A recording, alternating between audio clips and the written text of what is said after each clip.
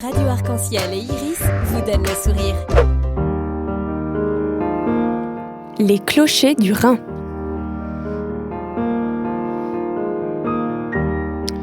Bonjour et bienvenue dans Les Clochers du Rhin, un rendez-vous qui vous permet une immersion dans l'univers des personnes engagées de la vie chrétienne de Strasbourg et ses environs.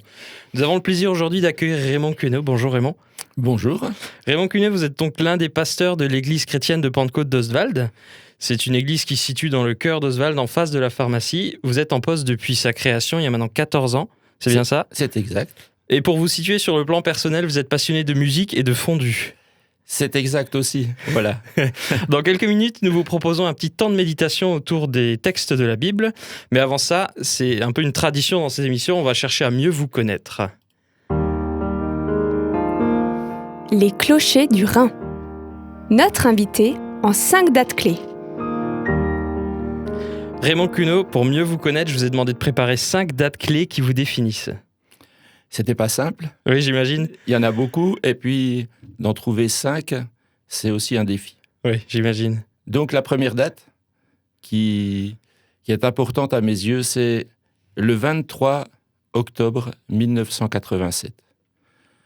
C'est quand j'ai débarqué à Strasbourg avec Josiane, avec 3 de mes enfants, pour ouvrir une église qui n'était pas encore ouverte. Et on est débarqué un vendredi soir avec un camion de déménagement. Et le lundi matin, il y avait 30 personnes qui logeaient chez nous dans un petit appartement.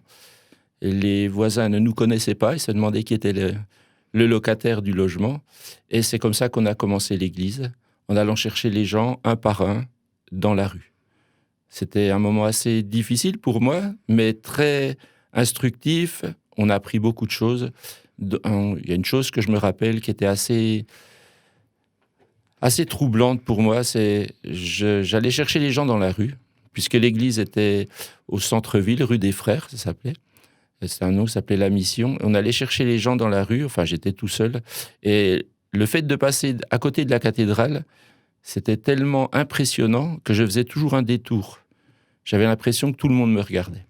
Mais ça ne nous a pas empêchés, et puis Dieu a été fidèle pour que des âmes puissent venir à Dieu. C'est ma première date. D'accord, et ensuite ? La deuxième, c'est en mars, la date exacte, le jour exact, je ne sais pas, mais en mars 2006. Mars 2006, c'est quand on a quitté la fédération où on était avant, et qu'on a commencé l'église chrétienne de Pentecôte, donc l'église ECP, à Ostwald. C'est une date clé parce que c'était un tournant. On avait une église, on s'est retrouvé, une fédération s'est retrouvée tout seul, mais Dieu nous a jamais lâchés et on a vu des choses extraordinaires se passer dans l'église.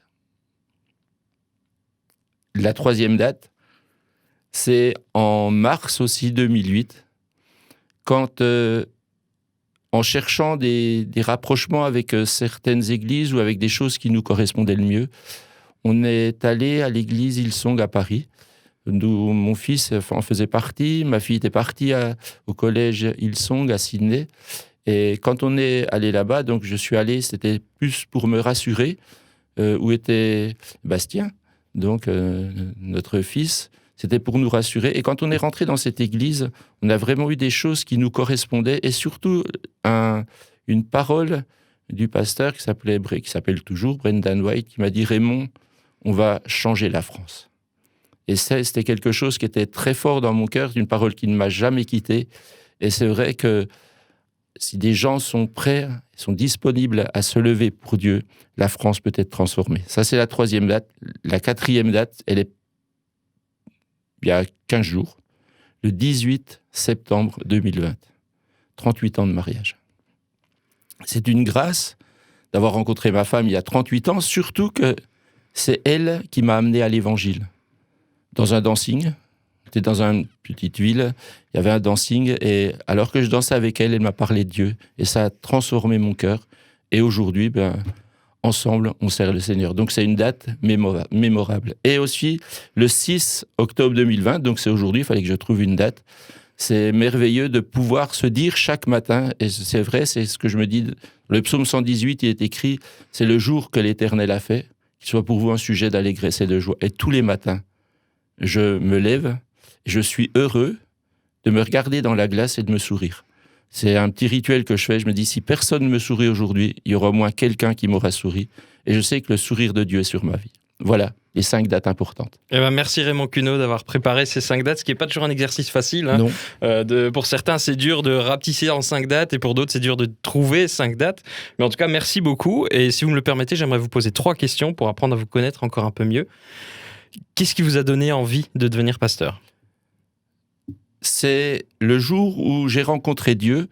Dans mon cœur, j'ai eu ce désir de servir Dieu. Je ne savais pas, je l'ai rencontré dans une petite ville, on n'avait même pas d'église. On avait fait une église chez nous, après on avait loué un local, il y avait 4-5 personnes. Mais je savais que dans mon cœur, il fallait que je serve Dieu. Et un jour, alors qu'on était dans un culte, j'étais devant, au premier siège, premier rang, et derrière moi, il y a une femme qui a eu une parole, une prophétie en disant « Je vois dans ton cœur que tu as envie de me servir. » Et c'est ce que j'étais en train de me dire suite au message que j'entendais. Et je me rappelle, ma réaction était toute simple. Je dis, c'est terrible, on ne peut même plus penser. Nos pensées, elles sont tout de suite dites. Et c'est vrai que dans mon cœur, j'ai eu ce désir, cet appel. Et je me dis, une âme, c'est tellement, tellement important que j'ai eu cet appel pour venir servir Dieu. Et je ne l'ai jamais regretté, même s'il y a eu des moments difficiles, des moments de joie, mais je ne l'ai jamais regretté. D'accord, justement, vous avez parlé de moments difficiles. Quel a été un des moments les plus difficiles pour vous dans votre vie de chrétien ? Dans ma vie chrétienne, c'est quand c'était très douloureux et aussi un moment aussi de bénédiction, parce qu'il y a toujours un recto, un verso ou un revers de médaille, mais c'est quand on a pris cette décision de quitter le mouvement où on était. Ça faisait 20 ans qu'on était dans ce mouvement. C'était un mouvement qui était très rigide, très sectaire, mais j'ai vu tellement de miracles que je ne peux pas dire de mauvaises choses sur ce mouvement, mais c'était difficile de quitter tous mes amis. On s'est retrouvés vraiment tout seuls avec une église et les 3/4 des gens ont quitté l'église. Mais merci Seigneur, parce que c'est vrai que c'était un moment difficile. On se remet en question, on se dit, mais est-ce qu'on a vraiment reçu un appel de Dieu ? Mais Dieu a toujours été fidèle, parce qu'il ne nous a jamais lâchés. Et finalement, ce moment difficile, c'est, comme on pourrait dire peut-être un échec, c'est un tremplin pour aller beaucoup plus loin. D'accord. Et quel a été le meilleur moment de votre vie de pasteur ? C'est quand tous mes enfants se sont donnés à Dieu. Pour moi, c'était merveilleux d'avoir toute une famille. J'ai 4 enfants, et 4 enfants servent le Seigneur. Et ça, c'était un moment de grâce. Et à chaque fois qu'on voyait des gens venir à Dieu aussi dans l'église, mais c'est formidable. On a des gens merveilleux dans l'église, que ce soit dans tous les secteurs, que ce soit à la louange, à la technique, que ce soit dans le ménage, enfin dans toutes ces choses, l'accueil. C'est des gens qui ont de la valeur et qui mettent de la valeur dans nos vies et dans ma vie. Voilà. D'accord. Ben merci d'avoir répondu à ces questions. On arrive un peu mieux à vous comprendre et à vous connaître maintenant grâce à ça. Les clochers du Rhin.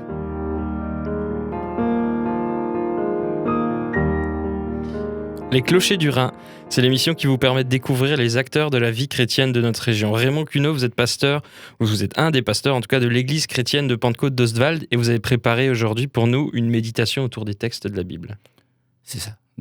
Et donc, ce que je vais vous parler, c'est un verset que j'aime beaucoup dans la parole de Dieu, que on se rappelle souvent avec mon épouse, c'est dans le psaume 65 au verset 10, il est écrit que le ruisseau de Dieu est plein d'eau. Et c'est vrai qu'aujourd'hui, on vit dans une période qui est assez troublante pour les chrétiens, même pour les églises, car on fait face à l'inconnu. On a du mal de se projeter dans un avenir qui est proche. De se dire, mais est-ce que je suis à ma place ? Est-ce que je suis là où Dieu me veut ? Est-ce que je fais ce que Dieu attend que je fasse, mais à moi de faire confiance à Dieu ? Et c'est vrai qu'on peut se poser des questions. Moi, je me pose souvent ces questions, pourquoi Dieu permet cela ? Quand il y a eu ce confinement et toutes ces personnes qui sont décédées dans les milieux chrétiens, l'autre jour, il y a une semaine, on était à un mariage et je discutais avec un pasteur qui me disait qu'il avait appris qu'il y avait 500 pasteurs au Mexique qui étaient décédés du virus. Et c'est des moments qui sont difficiles. Et je me dis, mais pourquoi Dieu ne faisait pas une différence Pourquoi il ne fait pas une différence comme il a fait pour Israël quand il était en Égypte? Les Égyptiens ont été touchés, mais Dieu a protégé les Hébreux dans le pays de Gozen. Et je me dis, qu'est-ce que Dieu veut me dire? Et c'est vrai que j'ai pas beaucoup de réponses, j'aimerais avoir des réponses, mais ce que je sais, c'est que Dieu gère. Et il me rappelle que je ne dois pas abandonner la bonté et la fidélité, et même, il me dit que je dois les graver sur la table de mon cœur. C'est dans un Proverbe 3, Dieu est bon, Dieu est fidèle. Et si tout ce qui se passe me dépasse, ça ne dépasse pas mon Dieu qui règne et qui veut le meilleur pour chacun de nous. Et j'aimerais vous lire un verset dans le psaume 85 au verset 9, il est écrit « J'écouterai ce que dit Dieu, l'Éternel, car il parle de paix à son peuple et à ses fidèles, pourvu qu'il ne retombe pas dans la folie. » Et ce que Dieu nous dit, c'est de retenir les leçons de la saison spéciale dans laquelle l'Église vit pour ne pas retomber dans une certaine folie. Et je pense que la folie dont Dieu nous parle, c'est d'oublier la croix de Christ. Folie pour ceux qui l'oublient, qui n'y attachent que peu d'importance, mais puissance de Dieu pour ceux qui croient.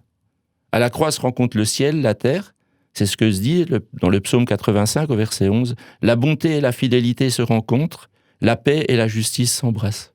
Qui est bon, si ce n'est Dieu?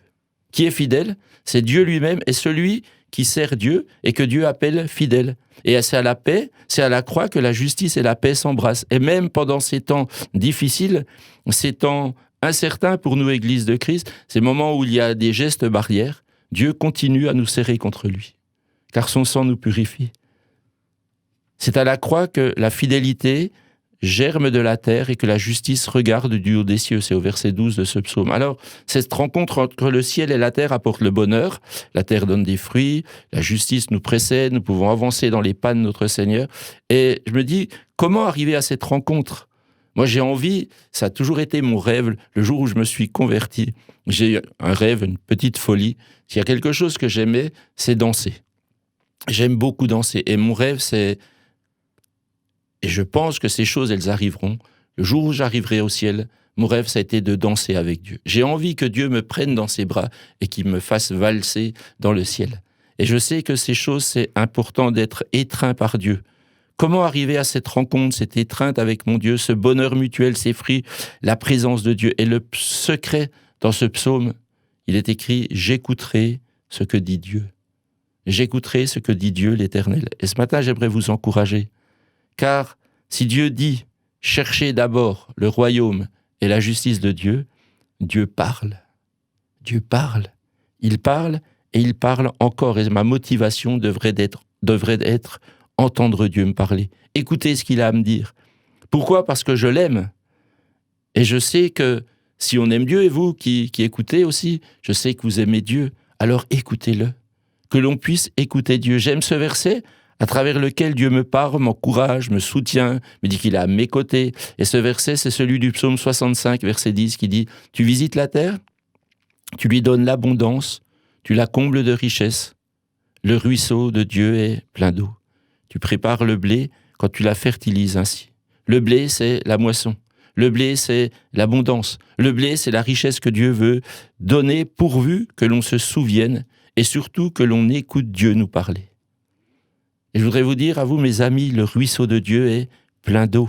Et quand David écrit ce psaume, il écrit d'une région où les déserts sont une réalité. Aujourd'hui, on ne voit pas tellement de désert, peut-être un désert spirituel ou toutes ces choses qui nous passent, mais le propre du désert, c'est la désolation, c'est la sécheresse, c'est l'isolement et parfois la mort. Et la seule source d'eau du désert, c'est un oasis au milieu des dunes de sable. Et ce psaume, il nous parle de l'amour de Dieu, qui écoute notre prière, qui pardonne nos fautes, qui nous accueille dans sa présence, qui manifeste sa puissance par des prodiges. Dieu, c'est l'espoir de chacun, où qu'il se trouve. Car sa puissance, elle se manifeste par sa force sur sa création. Et quand je regarde Dieu, il y a deux choses qui me frappent et qui m'interpellent. Son amour et sa puissance. Et c'est tellement vrai. Aujourd'hui, la tempête, elle rugit dans l'époque où on vit. Tempête due à l'isolement, tempête due à la maladie, à la souffrance. Le deuil a beaucoup frappé, et puis frappe encore, des tempêtes économiques, tempêtes financières, des temps difficiles, des gens qui ont du mal à se projeter dans l'avenir, disent mais qu'est-ce qui va m'arriver encore?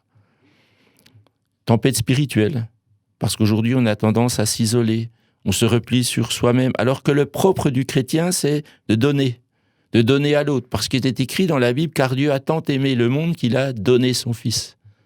Et nous, on a cet ADN en nous, de pouvoir donner. Donc attention à ne pas se replier, les vagues du stress qui s'abattent sur chacun. Ça apporte aucun rafraîchissement, aucun soulagement, mais que sécheresse. Et aujourd'hui, la crainte du pire, la vision du pire, les gens ont peur. On vit dans un vrai désert. Au milieu de ce tumulte, au milieu de cette sécheresse, de ce désert, une oasis surgit. Cette parole qui retentit, le ruisseau de Dieu est plein d'eau. C'est une bouffée d'air. C'est la délivrance.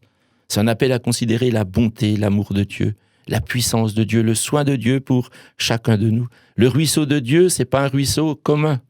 C'est pas un ruisseau, c'est the ruisseau. C'est le ruisseau, l'unique ruisseau qui coule du cœur de Dieu. Pas un fleuve, mais un ruisseau plein d'amour. Dieu nous parle du ruisseau de Dieu. Le ruisseau, c'est l'image que j'ai de la campagne. Entre les arbres, un ruisseau qui coule, reflétant les rayons du soleil, un ruisseau qui est à ma taille, que je peux franchir, qui ne m'effraie pas, sur lequel je peux me reposer, qui me rassure. Quand je parle de ruisseau, je vois toujours un petit chemin, des arbres tout autour, des berges tranquilles, je suis bien, j'ai envie de m'asseoir. J'ai envie de me reposer en écoutant le chant des oiseaux. J'ai envie de mettre mes pieds dans l'eau pour me rafraîchir, son eau pure. Et ça fait du bien. C'est apaisant, c'est rafraîchissant, je suis bien. Merci Seigneur pour ce calme. Merci Seigneur pour cette paix. Je m'échouille un brin d'herbe. J'ai envie de m'endormir. Je rêve, je médite. Mais le ruisseau, il coule toujours. Il est plein de paix, de repos, de tranquillité, de calme. Je me sens revivre, je me sens renaître. L'espoir renaît, car le ruisseau est plein d'eau. Le désert, il reprend vie. Le désert se réveille de la mort. Les collines, elles reverdissent. Les pâturages sont remplis de brebis. Les cris de joie, les chants qui retentissent, les enfants qui coursaient là, les amoureux qui s'embrassent. Enfin bref, c'est un vrai repos. J'imagine ce repos. Si vous fermez les yeux maintenant, je suis sûr que vous pouvez imaginer ce repos. Le ruisseau de Dieu porte un nom, c'est Jésus. Il coule du cœur du Père. Il est animé par la vie de l'Esprit. Le ruisseau de Dieu est plein d'eau. Alors, ce matin, viens t'y reposer. Laisse-toi aller, évacue le stress.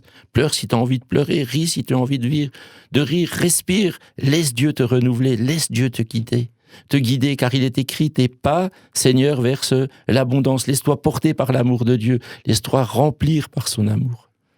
Moi, je vais me rappeler aujourd'hui, 6 octobre 2020, que le ruisseau de Dieu est plein d'eau pour moi. Et que son abondance, c'est l'espoir pour ceux qui m'entourent, ceux qui ont tant besoin d'être renouvelés, restaurés, apaisés. Le ruisseau de Dieu, il coule en moi, il coule en nous, il coule en vous ce matin. Et chacun, pour celui avec qui je chemine, est un petit ruisseau. Les petits ruisseaux, on dit qu'ils font de grandes rivières. Ça veut dire que tu peux prendre part à l'espoir, à la vie auquel beaucoup aspirent. C'est le désir de mon âme, c'est le désir de mon cœur, c'est ce qui m'anime. Des courants d'eau, l'eau vive, la source de vie. J'ai envie de repos, de paix. Et je pense que pour ceux qui écoutent Arc-en-Ciel, vous connaissez certainement ce chant d'Hillsong en français dont le titre est « Havre de paix ». Un chant qui illustre tellement par ses paroles son rythme, le repos, la paix, l'eau vive. Je ne vais pas vous le chanter, n'ayez aucune crainte, mais simplement vous lire les paroles. Par le bruit de ce monde, quand le bruit de ce monde veut étouffer ta voix, tu es le seul qui compte, ô Dieu. Viens parler à mon âme, à mon âme. Je ralentis le pas pour mieux t'apercevoir. Je dépose devant toi tous mes rêves et tous mes espoirs. Prosterné à tes pieds, me voici pour t'adorer en esprit, en vérité. Jésus, mon havre de paix. Tu m'as mis à part, à l'abri dans tes bras, ta grâce est mon rempart. Rien ne vaut un jour près de toi. Alors je saisis l'instant. Je me présente humblement, car le désir de mon cœur, c'est plus de toi. Captivé par qui tu es, fasciné par ta bonté, je suis ici, Seigneur, pour plus de toi. Un havre de paix. Repose-toi auprès du ruisseau de Dieu qui est plein d'eau. C'est là que commence la bénédiction, que Dieu veut déverser sur la terre. Et ce matin, j'aimerais, pour terminer, t'encourager à fixer les regards sur Jésus, car il va susciter en toi la foi qui transporte les montagnes. Comment ? Dis-lui, Seigneur, parle-moi, car au fond de moi, Au-dedans de moi, mon âme, je le sais, soupire après toi. Laisse-le parler à ton cœur, laisse Dieu parler à ton cœur, laisse le Saint-Esprit le faire, et il le fera. Si tu t'assieds à ses pieds, si tu regardes à lui, si tu lèves les yeux vers lui, c'est l'image d'un enfant auprès de son père. C'est l'image d'un enfant qui regarde sa mère. Il est fasciné par ce qu'il fait, fasciné par ce que ce père peut accomplir. Pour un enfant, son père, c'est le champion du monde. Et Jésus, c'est le champion du monde. Est-ce que Jésus est le grand champion auquel on arrive, on a envie de s'asseoir, de se reposer, de le laisser parler? Et pour terminer, dites-lui au Seigneur, Seigneur, parle-moi. Seigneur, parle-moi, j'ai envie de te rencontrer. J'ai envie que ma vie, elle soit transformée. J'écouterai ce que dit Dieu, car il parle de paix à son peuple et à ses fidèles, pour qu'il ne retombe pas dans la folie. Oui, son salut est auprès de ceux qui le craignent. Il est écrit dans le psaume 65, et je vais vous terminer là-dessus. Ô toi qui écoutes la prière, tous les hommes viendront à toi, les iniquités m'accablent, tu pardonneras nos transgressions. Heureux celui que tu choisis et que tu admets en ta présence, pour qu'il habite dans tes parvis. Nous nous rassasierons du bonheur de ta maison, de la sainteté de ton temple. Dans ta bonté, tu nous exauces par des prodiges, Dieu de notre salut, espoir de toutes les extrémités lointaines de la terre et de la mer. Il a fermi les montagnes par sa force, il est saint de puissance, il apaise le mugissement des mers, le mugissement de leurs flots et le tumulte des peuples. Ceux qui habitent aux extrémités du monde s'effraient de tes prodiges, tu remplis d'allégresse l'Orient et l'Occident, tu visites la terre, tu lui donnes l'abondance, tu la combles de richesses. Le ruisseau de Dieu est plein d'eau, tu prépares le blé quand tu la fertilises ainsi. En arrosant ses sillons, en aplanissant ses mottes, tu la détrempes par des pluies, tu bénis son germe, tu couronnes l'année de tes biens, tes pas versent l'abondance. Les plaines du désert sont abreuvées, les collines sont ceintes d'allégresse, les pâturages se couvrent de brebis, les vallées se revêtent de froment, et les cris de joie et les chants retentissent. J'ai envie de rencontrer ce Dieu. J'ai envie de m'asseoir au pied de ce ruisseau. J'ai besoin d'un câlin de mon Dieu. Et ce Dieu qui pose son regard sur moi, sur son enfant, qui me donne tout ce dont j'ai besoin, ce Dieu, il est tout près de moi. Il est près de toi, peut-être que tu ne le connais pas. Et moi, je voudrais t'inviter à le rencontrer. Et peut-être si tu passes des moments difficiles, regarde à ce ruisseau. Il est plein d'eau. Il n'y a aucune sécheresse. Il coule et il fait reverdir toute la région dans laquelle il passe. Je veux me reposer pour écouter Dieu me parler, m'encourager. Le meilleur, je crois qu'il est en train de venir. Et ce que je voudrais te dire pour terminer, tu fais partie de ce meilleur. Amen. Merci Raymond Queneau pour ce partage. Les clochers du Rhin.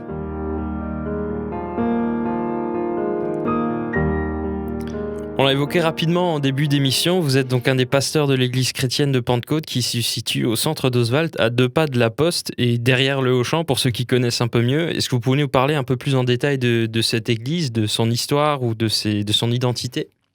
Donc, cette église, elle se situe 1 rue de la Hollot, pour être exact. C'est vrai, juste derrière le Auchan. Si vous passez dans cette rue, vous allez voir une grande croix et un logo qui a été mis depuis peu de temps, qui brille la nuit. Et c'est une lumière, je pense, pour cette ville d'Oswald. Cette église, elle a été créée, comme on le dit, en 2006. On a eu ce privilège de pouvoir acheter dernièrement encore ce bâtiment. Et l'histoire, c'est des gens qui ont eu à cœur simplement de s'unir, qui ont eu à cœur de participer, de donner, d'être généreux pour que cette église, elle puisse avancer. Aujourd'hui, c'est une église qui grandit, qui est prospère et qui reflète quelque chose qui, dans la Bible, j'aimais beaucoup, c'est dans ce psaume 100 qui dit « Servez l'Éternel avec joie ». Et je crois que c'est quelque chose qui parle à l'Église, la joie. On est là pour servir Dieu avec joie, on reflète la joie du monde. Je dis toujours dans le ciel, je me rappelle d'un ami chrétien qui avait mal aux dents, tout simplement. Et il était là, il disait « Seigneur, j'ai mal aux dents. Et je sais que toi, dans le ciel, il n'y a pas de mal dedans. Enfin, il n'y a pas de maux dedans. » Et c'est quelque chose qui m'est resté. Ça veut dire que dans le ciel, il y a de la joie. Et le ciel, il est en nous, il est dans notre cœur. Alors malgré les circonstances, malgré les choses difficiles que l'on peut vivre, on peut refléter la joie du ciel.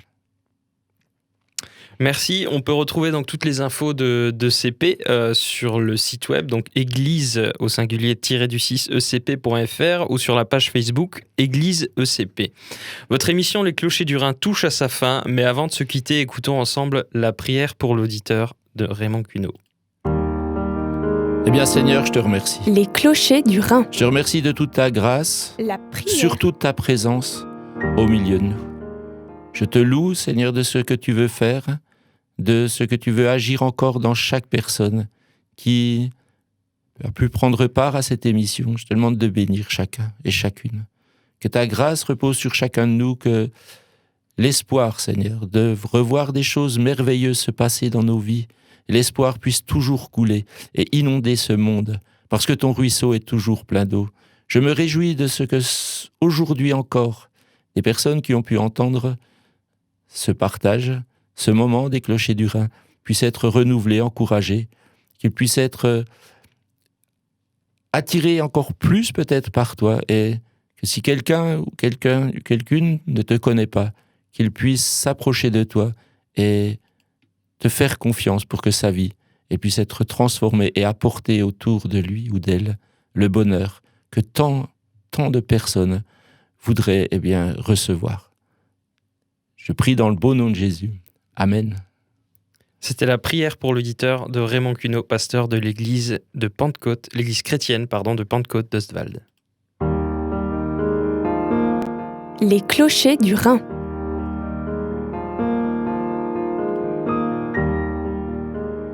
Merci beaucoup Raymond Cuneau d'avoir été avec nous et on vous souhaite un bon retour à Ostwald. Merci, c'était un bon moment passé avec vous. Avec plaisir. Vous avez écouté Les Clochers du Rhin, le rendez-vous qui donne la parole aux personnes engagées dans la vie chrétienne de Strasbourg. On vous remercie encore Raymond Cuneau d'avoir participé à ce rendez-vous et on se retrouve très prochainement dans un nouvel épisode des Clochers du Rhin. Les Clochers du Rhin.